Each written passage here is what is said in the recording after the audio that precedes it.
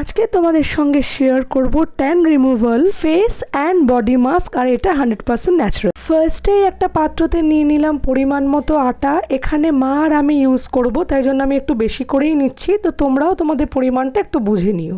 এবার এর মধ্যে অ্যাড করব টক দই, আর এটাকে ভালো করে ফেটিয়ে নিচ্ছি যাতে এটা একদম ক্রিমের মতো হয়ে যায়। এবার এই ক্রিমের মতো দইটাকে অ্যাড করে দিলাম আটার মধ্যে, ভালো করে মিশিয়ে নিলাম।